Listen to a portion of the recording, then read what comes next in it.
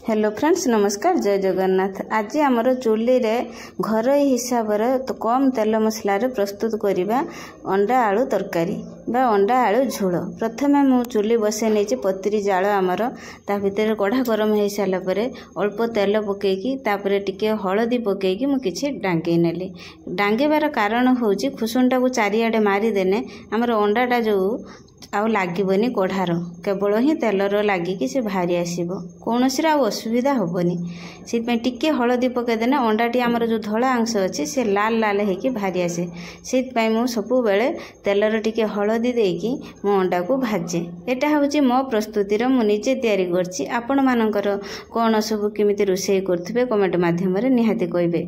एटा आमर घर उपचार रोषेई, कौन गुंड मसला नाही, कौन अधिक मसला नाही, केवल ही अदा रसुण आ टमाटर पेस्ट आउ लंका गुंड लुण हलदीर अंडा आलू तरकारी।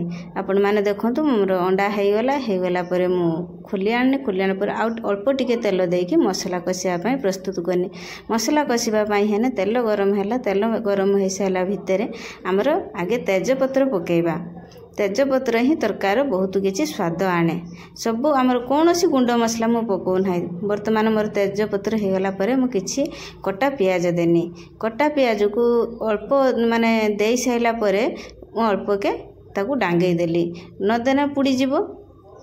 देखो केते सुंदर भाव में आमर चूल्हीर रोषेई होची। आपण माने गैस रे जेतिकी रोषेई करिवे जेतिक टेस्ट बाहरिबो ताठू अधिक आमर होची चूल्हीर स्वादटा बाहरे। चूल्हीर रोषेईर स्वादठू कौनसी स्वाद नाही। गैस रोषेईर स्वाद हम ना। मोर होगला पियाज हो सारा पर अंडा आलू तरकार पियाज अधिक मोलिबा पई देबे नाही। कम मोलिने बहुत टेस्ट बाहरे।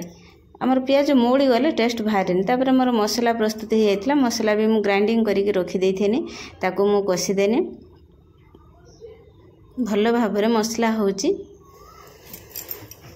तापर आमर स्वाद अनुसार लुण हलदी आउ लंका गुंड मु बटा लंका पकुएनी कहीं मो हाथ पुड़े बाटिने से मु काश्मीर लंका गुंड हो तीखा लाल हो टिके भी लाल कलर आसे आखि को भी देखापी भल लगे आउ भी टेस्ट भी भल आने। से मु सब बेले तीखा लाल लंका गुंड व्यवहार करे पके देकी तापर चूल्ही एपटर मोर जली जली जिते जाऊँगी मैंने पतरी जालर से रंग ही असुविधा हम। आपण माने जमा भी स्किप करेंगे ना, भिडियो टी लास्ट पर्यंत देखिए। मोर विश्वास अच्छी आपण माने भल पाइबा सपोर्ट देबे। मोर अंडा आलू तरकारी मसला होगला पर मु अल्प किछि पानी देके आउ थरे कषिबा लगिनी। कहीं चूल्हीर पतरी जे काठ जालर धीरा जाल पतरी जाल जते होची केते हाडुकी उड़ुची केते नाही। से मु अंडा आलू कषा होगला भल भाव में जेते जेकोसी जिनसटे हो जेते आमे मसला सहित ताकू कषिदबा बा धीरा जाल देकी कषिबा सेते अधिक टेस्ट बाहरे। आमर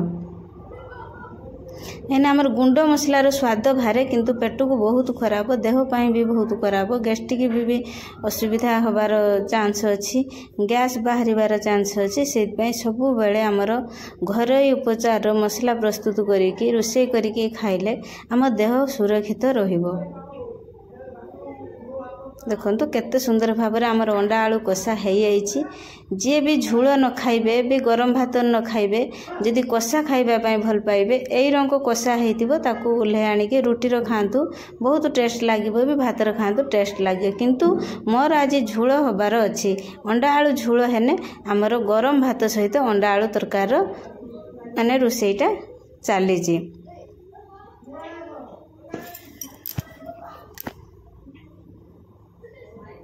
अंडा आलू कषार मसला केते सुंदर सब छाड़ी जाइए। तापर अल्प पानी देकी मु फुटीबापी छाड़ीदेनी। चूल्हीर जाल जेते हेने मु आउ तो सीम करी होबनी फुटी फुटिकी से तरकारीटा स्वाद आसवापी हेने मु अल्प किछि पानी देकी ताकू ढंकड़े देनी। कहीं से फुटी फुटी ठीक स्वाद एमती आसब। आपण माने हापुड़ी हापुड़ी खाइबे भी चाटी चाटी खाइबे एते स्वाद बाहर ए तरकार। चूल्हीर स्वाद चूल्हीर तरकार स्वाद झोलर ही थाए। समस्त घरे एबे भी झोल मोर देखंतु एबे प्रस्तुत होगला अंडा आलू तरकारी। एपटर प्लेट धरिकी आमर रेडी हो जाइछंती जे अंडा आलू तरकारी काढ़िबा पई।